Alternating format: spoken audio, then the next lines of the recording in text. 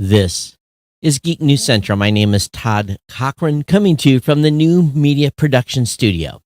The lead stories are IKEA adds stock counting drones to more of its stores. OpenAI CEO warns that GPT-4 or GPT-4 could be misused for nefarious purposes. Scientists grow antlers on mice and hope Scientists grow antlers on mice and hoping to regrow human limbs. Mars rover could use, oh my gosh, my Apple phone is going nuts. Mars rover could use a Hansel and Gretel inspired trick to explore caves on the red planet. Hey everyone, I want to welcome you to episode 1657 of the Geek News Central podcast for Monday, March 28th. 20th. This show is sponsored in part by GoDaddy.com and listeners just like you. Great deals from GoDaddy can be found at geeknewscentral.com/GoDaddy. You can support this show today at geeknewscentral.com/insider by becoming a Geek News Central insider. I want to give a warm welcome to all the new listeners of the show and existing listeners. Thank you so much for being here. If you're brand new, make sure you get over to geeknewscentral.com to follow or subscribe to the podcast via the website. You find the links on the right-hand column. I'm available anywhere podcasts are listened to: Apple Podcasts, Google Podcasts, Spotify, Amazon Music, iHeart, Stitcher, Blueberry, JioSaavn, Ghana, iHeart, you name it. We're everywhere podcasts are consumed, but more importantly, they can be consumed right here at geeknewscentral.com. Subscribe to the podcast feed and never miss a single episode by subscribing to the newsletter. So the newsletter contains everything that I'm going to be talking about during the show, with all the show links, including the audio link. Definitely get subscribed to the newsletter.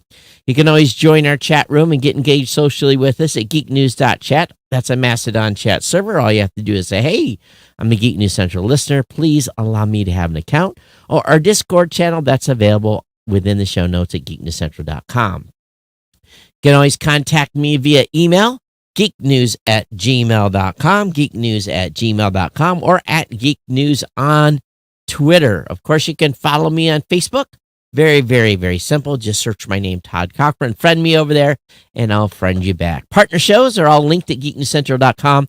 That includes the new media show, the Gadget Professor with Mr. Don Bain, the GNC Week in Review with Scott and Kirk. Kirk being the lead over there and also the executive producer of this show. And we want to thank Kirk for his good job in doing show prep as always. This show is sponsored by the longest running continuous sponsor of a podcast. That's our good friends at GoDaddy.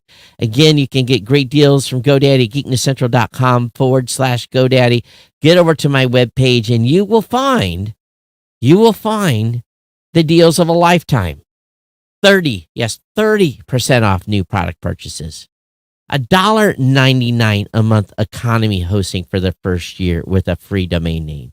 $2.99 a month managed WordPress hosting for the first year with a free domain name. Those two deals alone, those two deals alone are the best in the space. $1.99 a month economy hosting for the first year includes a free domain. $2.99 a month managed WordPress hosting for the first year with a free domain, or get a free trial of GoDaddy Website Builder, your choice of personal, business, or business plus plans for this 1 month free trial.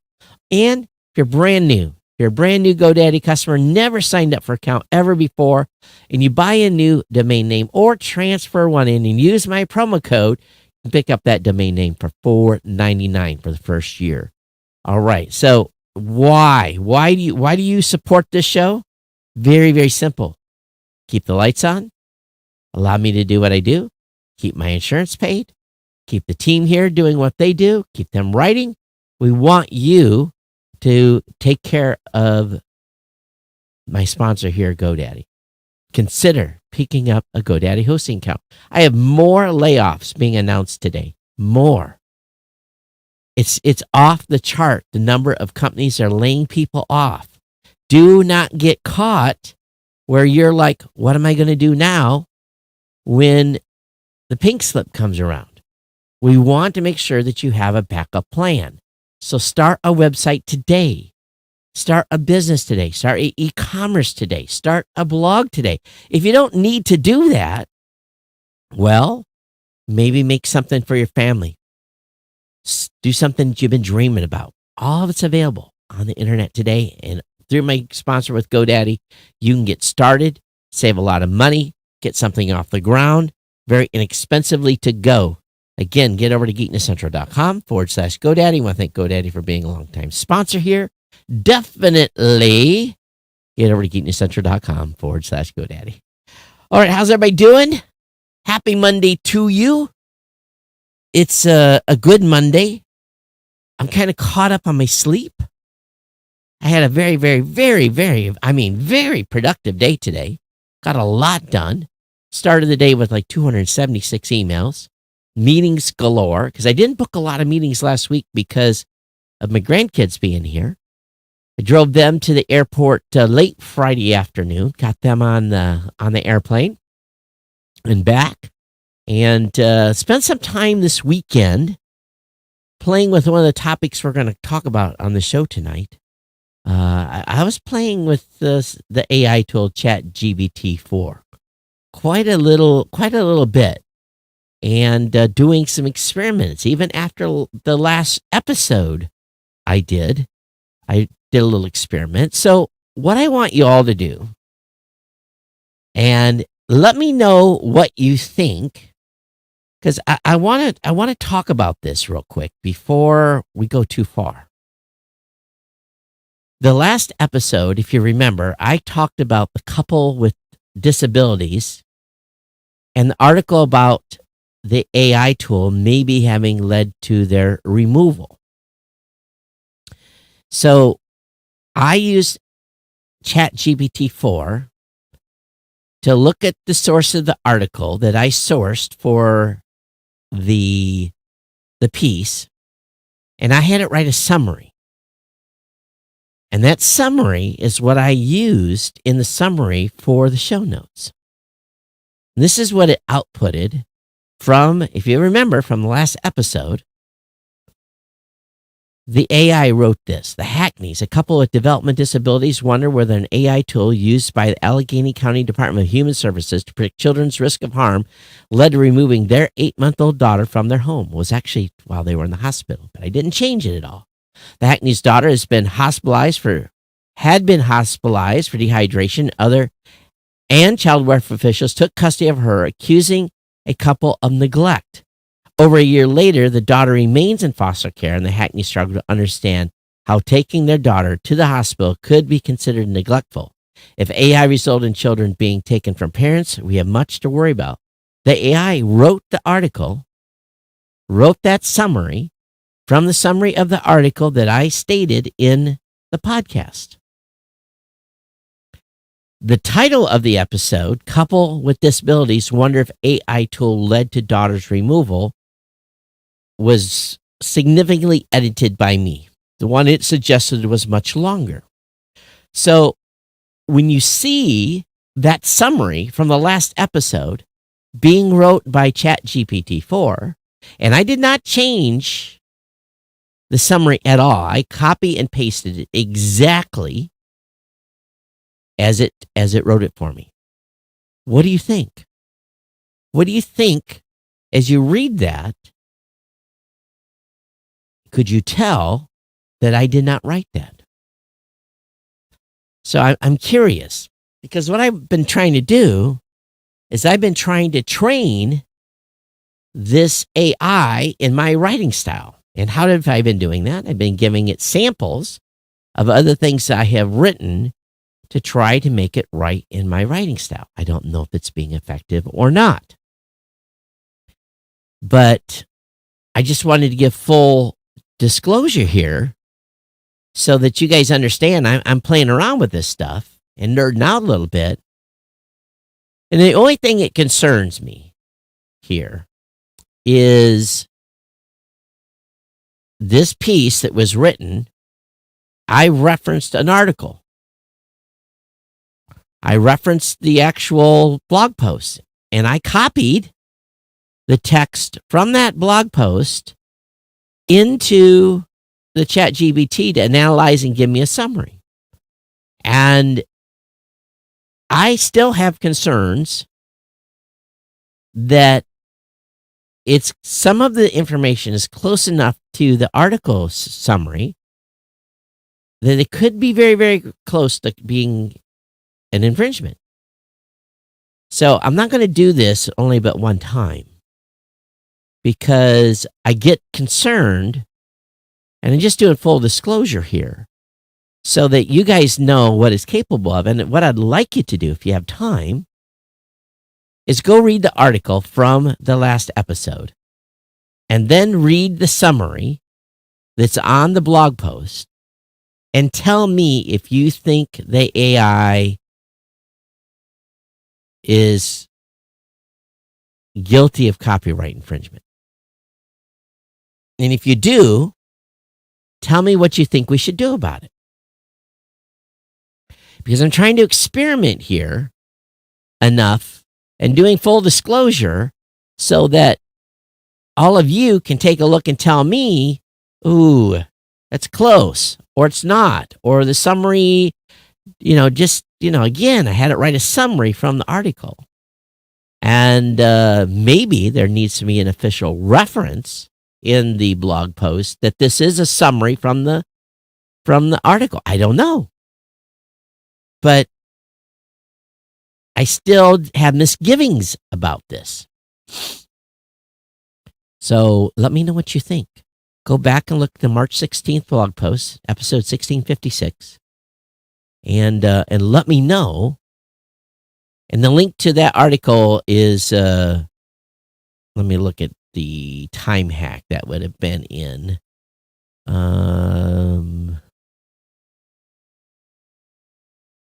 Let's see here. Did we get it right? NASA New Horizon, Peter Firefox, FCC, UK ministers, DOJ. I don't even see the link, Kirk, to that previous article. That's weird. It's not, the article's not in the show notes. Why not? Huh. Oh, that's no good either. So we must have missed a link in the show notes. Because I'm looking down through the show notes to anyway, I'm going to find it and then we'll put it back in there. Make sure it's in the show notes. So, I don't know. I don't know why we didn't have that link in the show notes. It was the headline article too. So I guess we'll find out what happened there. But, what say you on this? I have a runny nose. It's driving me crazy. For those of you watching the video, I apologize. I keep wiping my nose. I don't have a tissue sitting here, of course. As soon as I sit down to do the show, that's what happens. But anyways, I've been playing around with the AI quite a little bit and just trying to see what this thing can do and what's possible. So thank you so much for your support. And we'll go ahead and get into the regular stack of stuff here that I've got lined up for you tonight. And no AI trickery in the writing the title of the summary tonight. Let's talk about IKEA adding stock counting drones to more of its stores. Now, I would think that IKEA would have a system when someone buys something from the store. Isn't that supposed to take one out of inventory and reduce your inventory count automatically? So that if you had 10 in the store and someone buys one, doesn't that reduce your inventory to 9? And if you were in a warehouse and you issue some furniture or issue something, shouldn't that cause your inventory also in your warehouse to go down and you hit a certain level? Isn't that supposed to trigger, more manufacturing or reorder or whatever happens at IKEA? So why do you need drones to do physical inventory now? I don't understand this. This part I don't get. IKEA says it now has more than 100 autonomous drones counting stock in its warehouses during non-operational hours. Says they're zipping around 16 locations across Belgium, Croatia, Slovenia, Germany, Italy, and Netherlands. Says the drones help improve the accuracy of product availability and support a more ergonomic workplace as it saves employees from counting stock manually. Huh. It captures images, videos, and 3D depth scans of items. Once the job is done, the drones return to the charging stations to allow the collected data. The drones not only count inventory, but also help employees determine if something's missing or in the wrong spot. And IKEA employs an automated racking system that is eliminating the majority of forklifts to help keep more items in stock. IKEA is also experimenting with automated warehouses where small radio-controlled robots retrieve bins containing the company's products and deliver them to employees during fulfillment. I just, if you have such a fancy system, why isn't that stocking? Maybe I understand misplaced items, but why isn't that stocking management handled by box comes in, box goes out? Isn't that how stocking is done? And you still need a drone to count? Aren't we in this modern world now where manually counting stuff on a shelf is done, especially for big operations like this? I don't know. I'm a little flabbergasted, but that's what they say they're doing. This is a weird one. Scientists are growing antlers on mice, they hope to regrow human limbs. We've never covered an article from this particular writer for it's from tvpworld.com. And of course, a group of Chinese scientists have transplanted deer genes onto a mouse, causing it to grow antlers. We know that deer shed and regrow their antlers annually, and it's one of the fastest growing tissues in the animal world. They hope their discovery may eventually lead to humans being able to regrow limbs.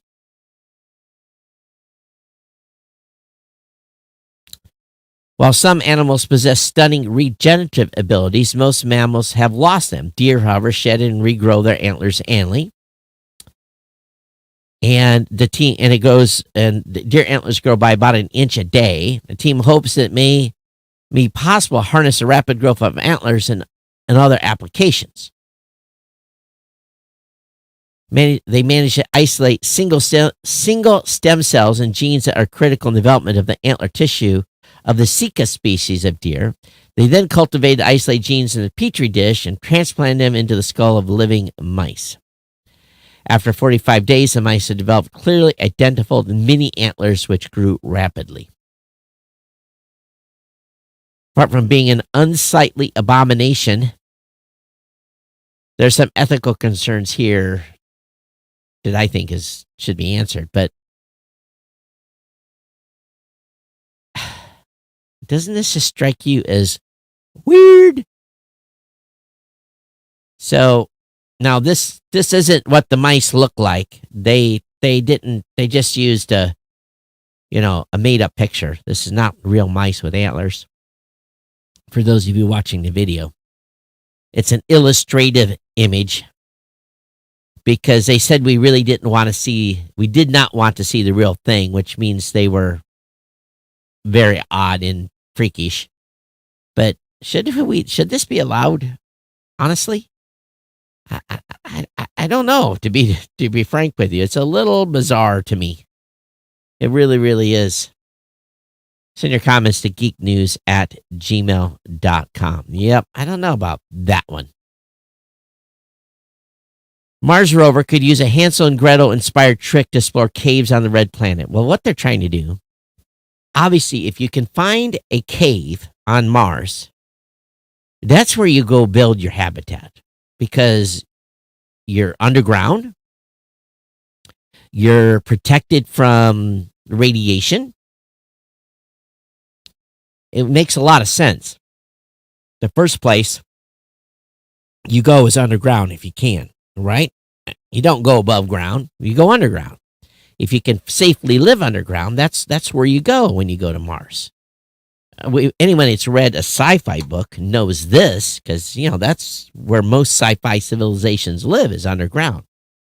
You tunnel and you live under. You don't live on the surface because the surface is not hospitable. So they've developed a system that could allow autonomous vehicles to scout out habitats for astronauts in caves and other underground features. And it's been a long time since we've thought of caves as home, but lava tubes and caves would make the perfect habitat. Now, they detailed a system in a peer-reviewed study published in a scientific journal. The approach involves a communication network that would link different types of rover vehicles through a mesh topology network. These independent rovers would be deployed by a large mother rover and travel over and under the Martian surface on their own, continuously monitoring their environment, maintaining awareness of where they are in space. And they would keep in touch with each other via wireless data connection, and they would drop transceivers all along the way, kind of a breadcrumb-style dynamic deployed communication network. So this would allow them to get farther and farther out and still be able to communicate back with the mothership. Once a rover senses a signal is fading but still within range, it drops a communication node. Of course, that communication node could have a nice big long antenna so that you wouldn't have an issue. Now, one thing is they're going to use, what kind of bothers me here, is they're going to use drones to try to find caves. But there's other technology that can be used to find caves. It's all a matter of aspect ratio and how you look. Radar works really, really well for finding this type of stuff as well. And you would think that they would use radar to look at mountainsides where there would be potential caves, be able to detect a cave. I think that's what they would want to do. You'd want to be able to see an opening and then go explore it instead of just kind of out wandering around. So my idea would be is that you would fly some sort of a drone. First you got to get the drone there. Fly some sort of a drone with an advanced radar system to be able to look and find where potential cave entrances are. Then you send the rovers in to make an examination. That's what Todd would do, but what do I know? And of course, I don't have billions of dollars of investment to be able to do that. But to me, that would be make the most sense. But what do I know? I'm just some geek here in a podcast studio. OpenAI CEO warns that GPT-4 could be misused for nefarious purposes. It's interesting. I was having a meeting this morning with a client, where I can't say what has happened with him, but congratulations, you know who I'm talking about. And we kind of got on the topic of AI a little bit. And he's just worried that the scammers and everyone else are going to start using this in a big, big way. But here's a little insight from OpenAI CEO Sam Altman. He admitted in a television interview that he's a little bit scared of the power and risk language models pose to society. He warned that their ability to automatically generate text, images, or code could be used to launch disinformation campaigns or cyber attacks. The technology could be used by individuals, groups, or authoritarian governments. He says we got to be careful here. I think people should be happy that we're a little bit scared of this. OpenAI has been criticized for keeping technical details about its latest GPT-4 language model secret. It does not disclose information on the model size, architecture, training data, and more. Some people are confused by the startup's behavior. If the technology is dangerous as OpenAI claims, why is it readily available to anyone willing to pay for it?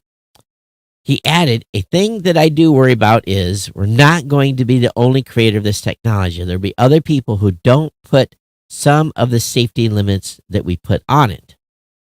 And I want to watch this interview because I think that it's pretty fascinating discussion. And I think there's going to be a whole birth of brand new podcasts.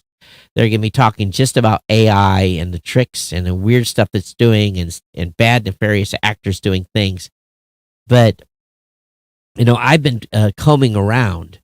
And what the things I don't want to say what I'm trying to get GPT-4 to do, but so far it won't allow me to do it. Because of some constraints it has. Number one, you cannot reference a link to a URL. You can't link to a web page anywhere. So there's no way to say, look at this URL and tell me about it.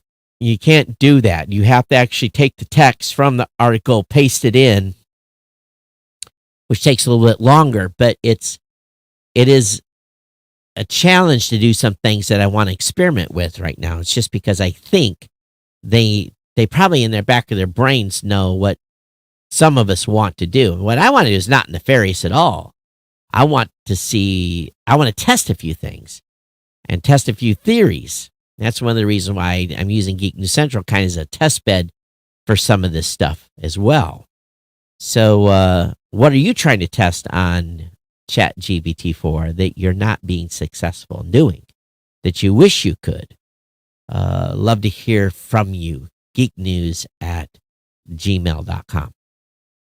So let's move on to something a little more fun. The weather here is still crappy. It snowed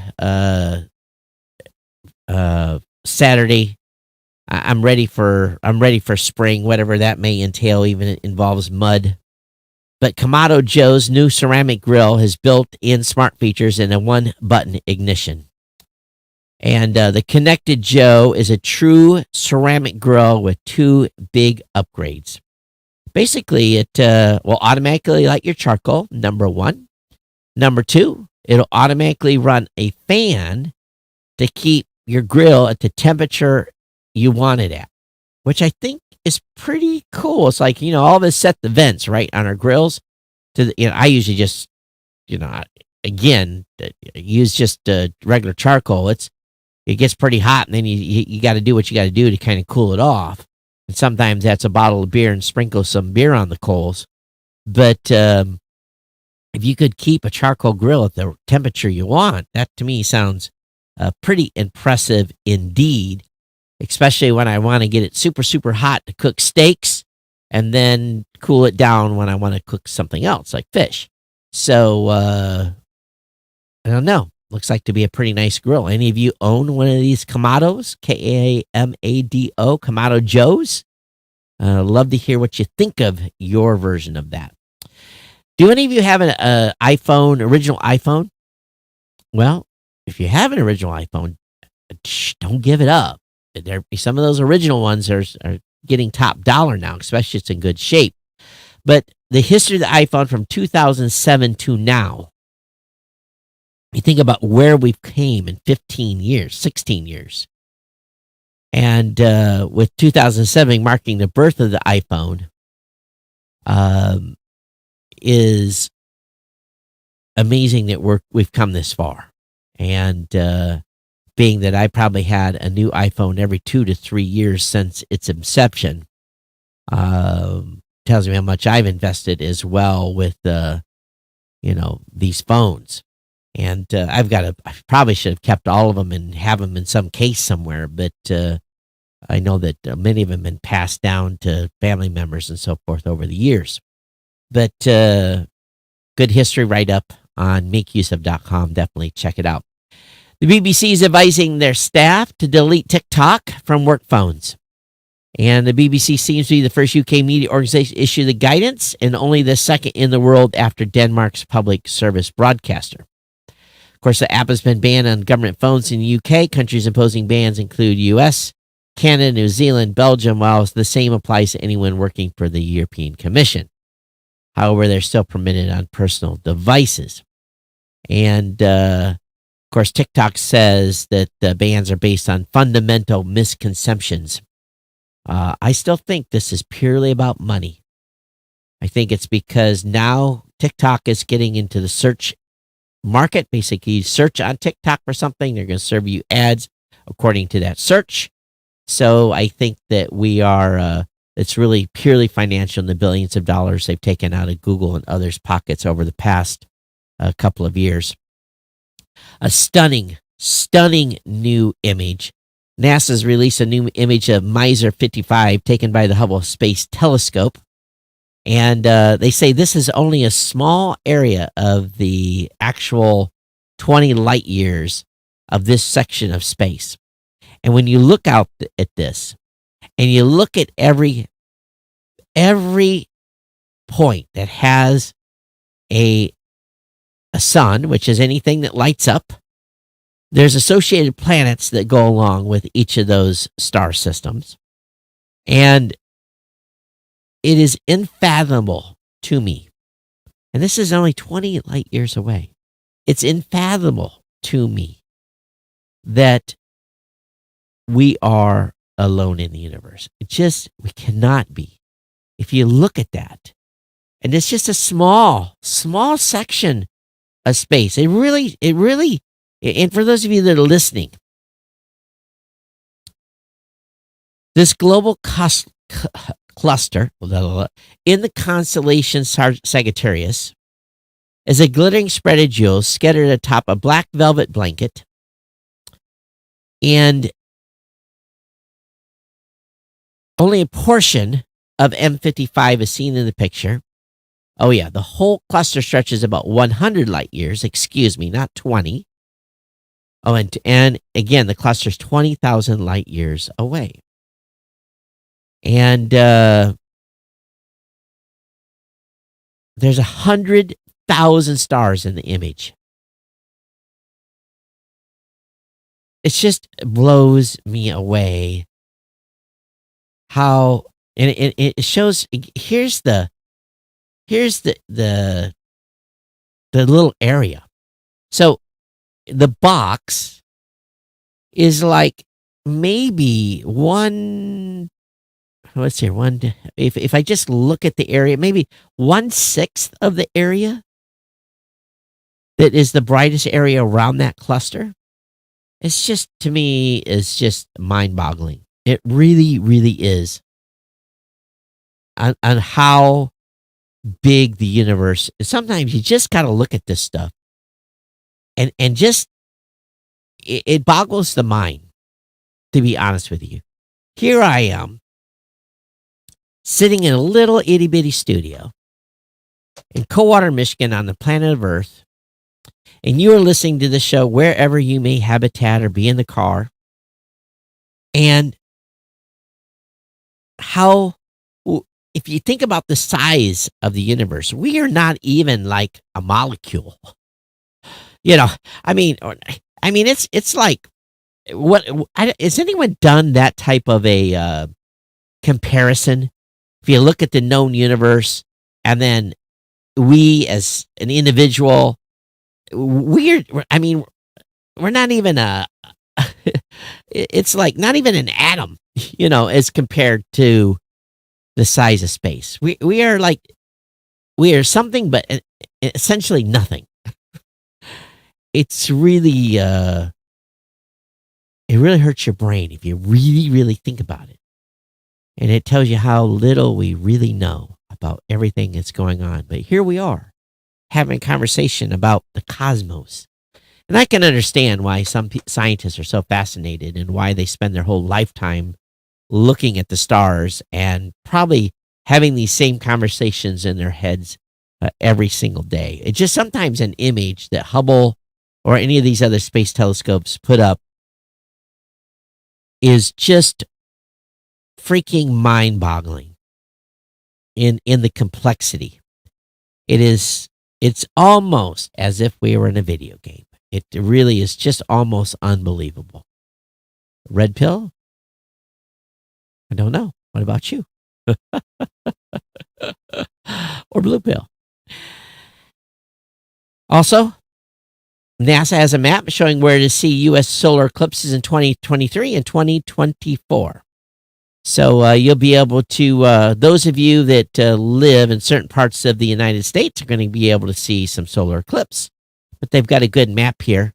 Those of us in Michigan are pretty much out of luck from seeing stuff, but there will be 2 crisscrosses from Maine into northern Pennsylvania, down through Ohio, of course, crossing into Texas. Southern Texas is going to get 2 opportunities.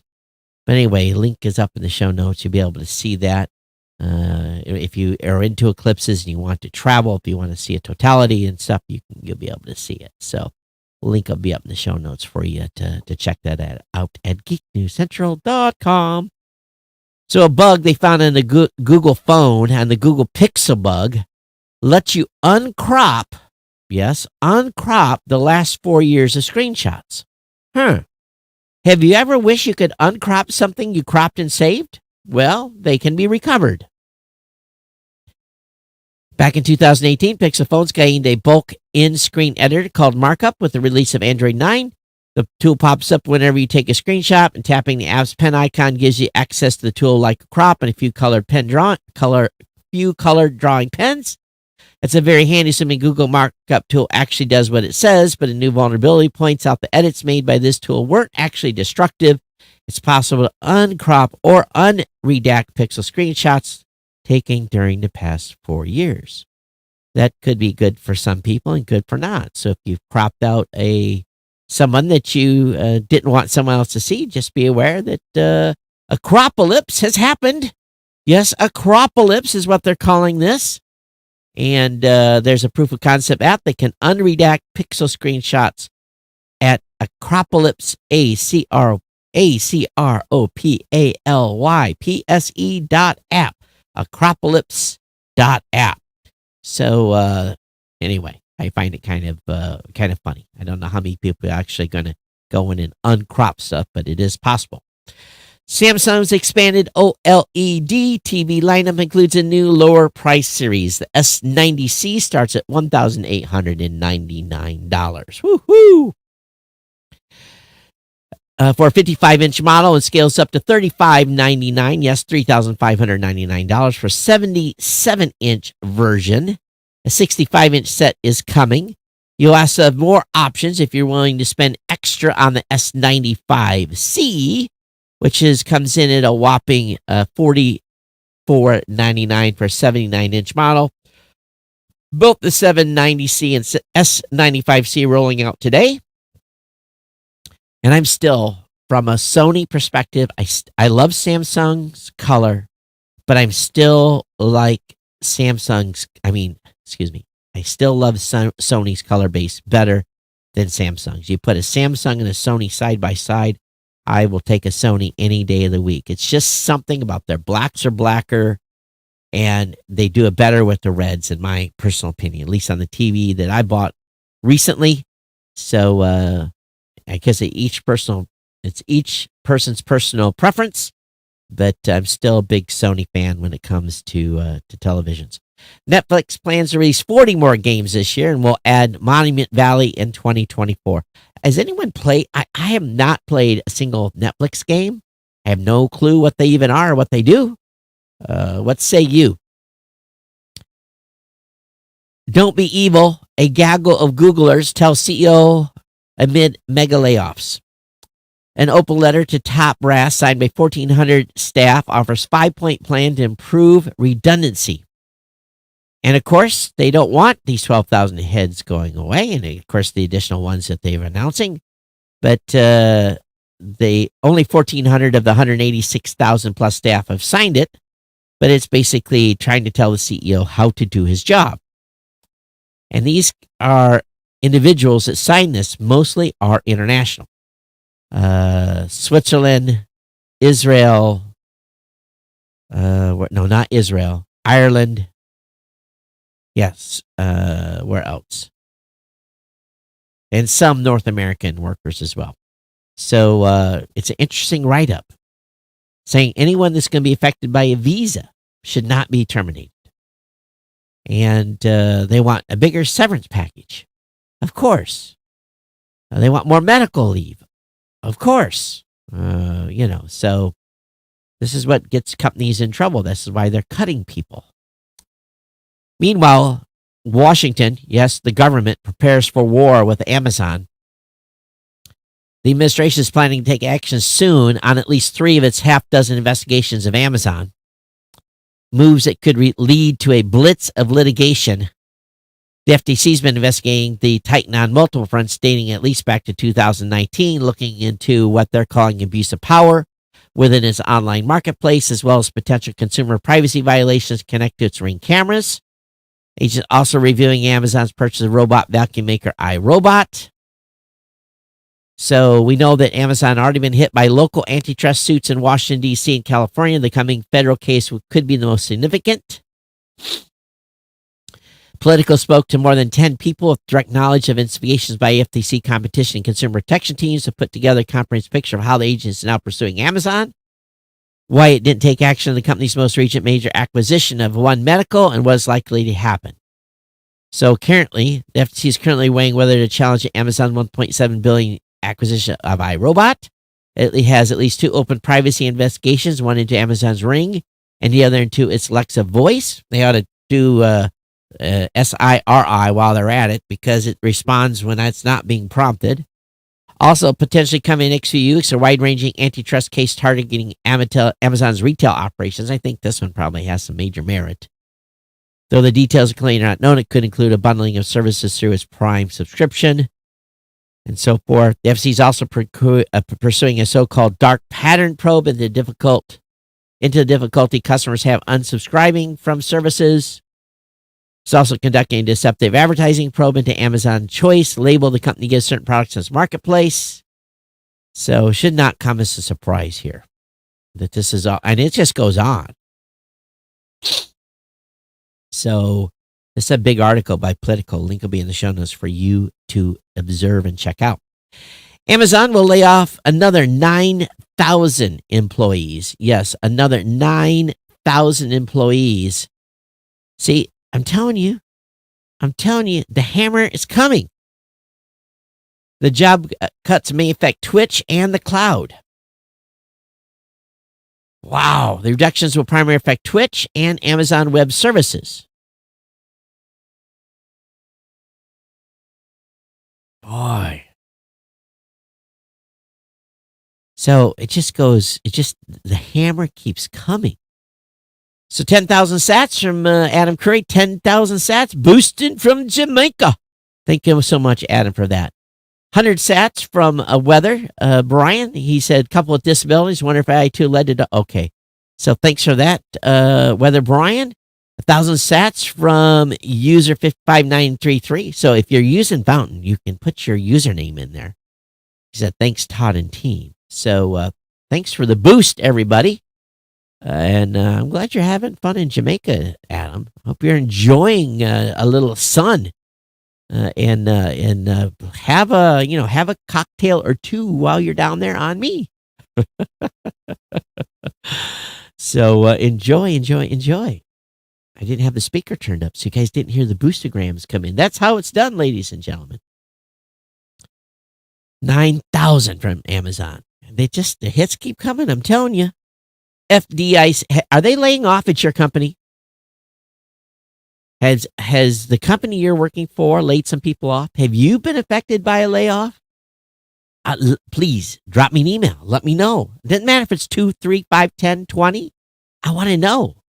Or do you know rumors? You can just send me an anonymous email. Say, hey, don't say my name, but tell me how many people your company's thinking about laying off if you're in leadership. I was talking with somebody, and they were like, every month they're having rounds of layoffs. They have certain number every month that they're cutting, and towards reaching a certain goal. And I was like, really? And they're like, yep. I can't say who, but basically it was like, yeah, this afternoon I'm going into a meeting, and I got to tell X number of people that today's their last day. It's like, wow, so it's happening all over the place. Meanwhile, AWS wants to cook its data center chips with vegetable oil. Ditching diesel in an attempt to shrink its carbon footprint. Amazon's moving from diesel to hydro-treated vegetable oil to fuel the backup power generators for its data centers in Europe. I'm sure they run not very long. Because of the source material, HVO is considered renewable diesel. Despite the energy-intensive process, AWS claims that switching from standard diesel to HVO would still reduce greenhouse gas emissions. HVO is a biofuel made from processing vegetable oil, and the source materials can be waste cooking oil or vegetable or residue oils. All right.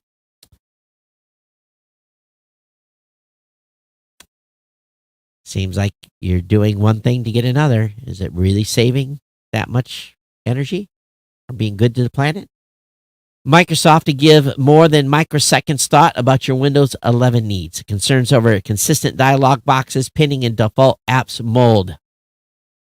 Microsoft wants to not only ensure folks can decide what is pinned to those various spots, but they can have consistent system dialog boxes and settings to control default applications, of course, the default browser. Third-party applications running on Windows and Microsoft-owned apps and features will have access to methods for pinning to these key user experience and access to directing users to change defaults. So they're basically trying to make the application better. Windows 11 especially better. I don't need, here's the crazy part. I have no idea what any of this looks like. I'm so far removed from Windows machines at this point. It's really pretty amazing. And you know what? I don't need a powerful machine. I spend 90% of my time in a Chrome browser. I load apps to edit my audio and edit my video, but I very rarely really even load anything else. I don't. So, why do I need all this power? I don't. I just, probably a Chromebook would serve my purposes half the time. Apple has scored a patent for folding phones that closes as it's dropped. Now, they don't have a folding phone yet, but in anticipation of having a folding phone, they've got a patent. Now, if you drop your folding phone with the screen open, it will snap shut. Well, that's kind of interesting to protect that screen. Makes sense, right? Acer is making an e-bike. Now, if I live somewhere, I'll be honest with you, if I live somewhere where I didn't have to drive, and I could just scoot around town or scoot to the grocery store or something like that. If I lived in downtown Honolulu, there was no way I'd have a car. I would use one of these e-bikes. Acer's making an e-bike, and the PC maker is shaking things up with a lightweight, what they're calling EBII. I want one with a basket on the back so I can put stuff on it. That's what I would want. But anyway, Acer's making an e-bike. These are becoming very popular. Go up to 20 miles per hour. Go up to 20 miles per hour. And 70 miles on a single charge. And what's it going to cost?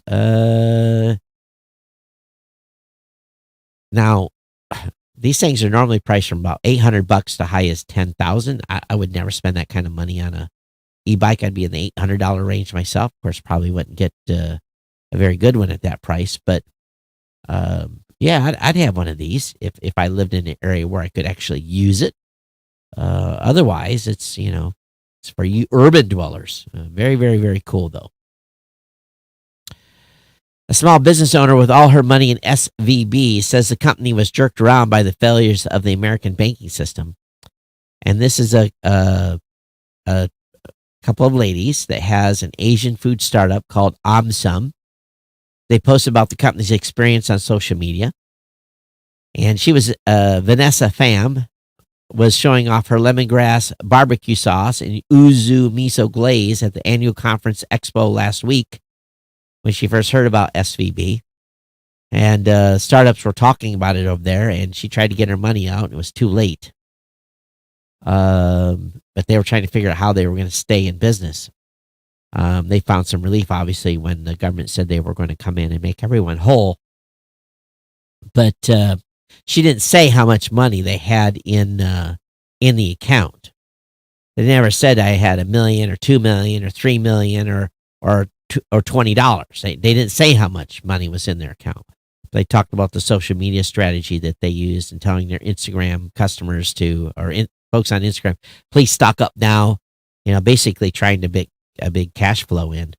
But what do you do when the problem you have is if you're running an online system and it's an online banking system. Let me correct myself. Usually, your credit card processor is not the same as your bank. You go shopping for a credit card processor that will give you the best rates from a processing fee standpoint. And the more volume you do is the more you can negotiate on your processing fees. If you're doing enough volume, you can lower your fees and lower the percentage they take. It's something that we negotiate annually at my company. That is usually not tied to your bank. So you run your credit cards, and when we run ours at Raw Voice Blueberry is every day we're running people's renewals. A certain number of customers get renewed every day. And then the next day, that money is deposited into the bank account. So there's a 24-hour lag. So if they got shut down for SVB, oftentimes changing where that money gets deposited is not a quick thing. You have to do some work. And maybe there's even integration changes that has to be made in your platform if your credit card processor is the same as your bank, which is rare. So I couldn't have went out immediately and said, hey, we need everyone to buy an annual plan. I couldn't have done that because it had took us a few days to move stuff around.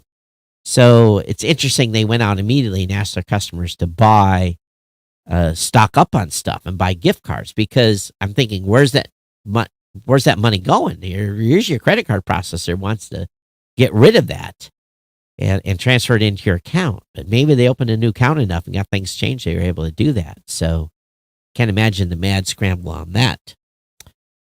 Netflix ad-supported tiers reportedly gathering momentum in the United States. Around 1 million accounts are thought to be subscribed to the cheaper tier, which got off to a slow start after its launch.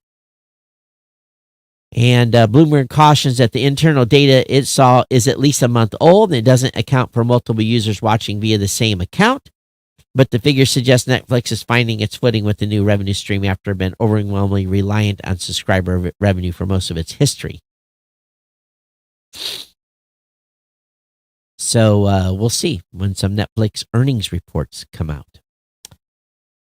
Tavis taps generative AI to power personalized videos with voice and face cloning. That's scary. And face cloning, huh? I don't know about that. So I don't know about this company enough, but anyway, I'll have the link up in the show notes for you to read. This is one I thought was pretty cool. Students built a short lifespan satellite with AA batteries and a $20 Adreno board. Basically, they made a satellite that is about the size of a loaf of bread, and used how many AAAs? I was reading in here. 48 Energizer AA batteries and a $20 Adreno Nano BLE, plus a 5 megapixel plus clip-on camera mount to take photos at regular interviews or upon request. And they have a sail to protect itself from the sun rays. And the final product is a fully operational satellite. And they actually tested this thing. They did some really cool stuff to get it tested in a what do you want to call it? Oh my God, I'm pulling a brain fart here. It's when they have to test it to be in a vacuum chamber. So they built their own vacuum chamber. They built their own lighting system to test sun penetration and all that. So anyway, it's a cool article. Link will be up in the show notes. You can check it out.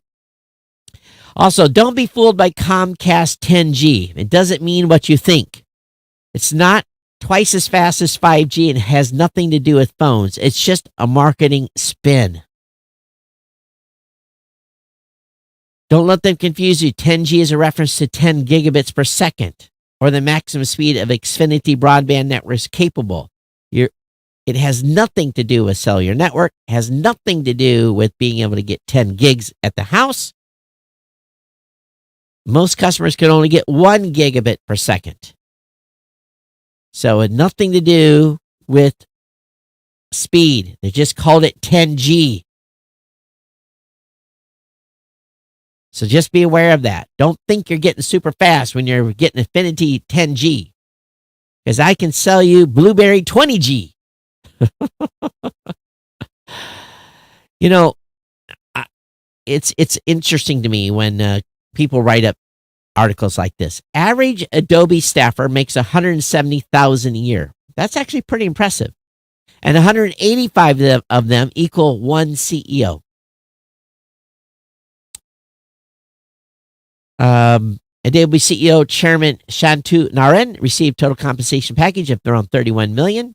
The company's confirmed ahead of its annual meeting with shareholders scheduled for next week. So everyone gets mad when executives are rewarded for a company that succeeds. Now, my compensation, I wish I was making as much as an average staffer does. That would be awesome. So not all CEOs are the same. let me just be very clear. So it does crack me up, these big companies like this. But if a CEO is being successful in executing and making the company a lot of money, that means they can afford to pay those employees $170,000 a year. So I don't know. Everyone thinks they need to give more to the workers. I understand that, but the majority of us are not making $170,000 a year. I can tell you that much. The next gen Digits robot gets a head and hands. Updated model can haul more weight and reach farther. And anytime I see one of these robot things, it's kind of creepy. But robots are going to be more and more in our future for sure. Warehouse work from Agility Robotics. And so not surprising. That's repetitive movement stuff is best to be done by robots and not by humans, but time will tell how all this works out. All right, that's the stack. And I kind of got through my email, but I was 1,300 emails deep in the Geek News at Gmail. So I got through it. No comments. If I missed yours, please resend it because I'm caught up now. I'm not behind on email. So geeknews@gmail.com. But the better thing to do is to boost the show and send your comment. How do you do that? Go over to podcastapps.com. Grab yourself one of these new, fancy, really wangle-dangle, awesome new podcast apps. And I'm a big fan of Podverse. I'm a big fan of Fountain. Cast-O-Matic is there. Carrier Caster. Those are the ones that are bringing in the most sats for this show, with Podverse currently leading with 906,000 sats, followed by Fountain with 274,000 sats, having been donated to this show and the new media show since we started tracking this. There's not a lot of you that have moved. 47 of you, only 47 of you that listen to this show have moved to the new app. Why is that? Come on now. Let's get engaged. Load it up for me. Podverse or Fountain. Go to the iOS or Android App Store. Load it up. Take $20 from your debit card and buy some Satoshis. And then boost the show. Send the show 1,000 sats when you're listening to it. When I say something in the commentary that you like or you don't like, or if I brought you value, hit me up. Going to change some habits here. Don't always have to use. We love those of you that are doing PayPal. We love our insiders. Our insiders are still sending more money every month than our folks on Satoshis and sending us these tokens, these Satoshi tokens, which are worth money, obviously. It fluctuates day to day. Let's get on the bandwagon. I want you all to participate, be part of the new wave. Don't use a legacy podcast app, as we have more stuff coming. More cool stuff. My team is working on more cool stuff, along with the Podcasting 2.0 group. More cool stuff is coming, and we want you to be part of that. So that as we're playing the show, you hear that sound. That sound indicates that someone is listening live or have boosted the show. All right. So we thank everyone for being here. Don't forget, you can send an email, geeknews@gmail.com, geeknews@gmail.com, @geeknews on Twitter. And I will be back with you on Thursday for another edition of the Geek News Central podcast. You all be safe. Take care of one another. Watch out. Tell your friends and family members about the show. Don't write it on the bathroom wall, but spread the word about this great tech podcast called Geek News Central that is fast approaching 19 years of podcasting. We're over 50% of the way to 1,700, and no vacation on the show until really no vacation. Travel in April, but we're going to keep on cranking here. So thank you for your ongoing support. And those of you that insiders that are sending $2, $5, $10, $15, $20, or $25 a month, thank you so much from the bottom of my heart for your ongoing contributions to the show. It is greatly appreciated. We'll have a rundown of everybody here in a few episodes. We'll do that. But until next time, I'll see everyone here on the Geek News Central podcast. Thank you so very much. And hey, you can also PayPal me $1,000 if you want. Believe me, you could use it. I know you can use it too. But if you feel generous, everyone, thanks so much. $1 for every show that you've ever listened to. How about that? $1 show every month for every episode you listen to. All right, everyone, take care. We'll see you next time. Bye-bye.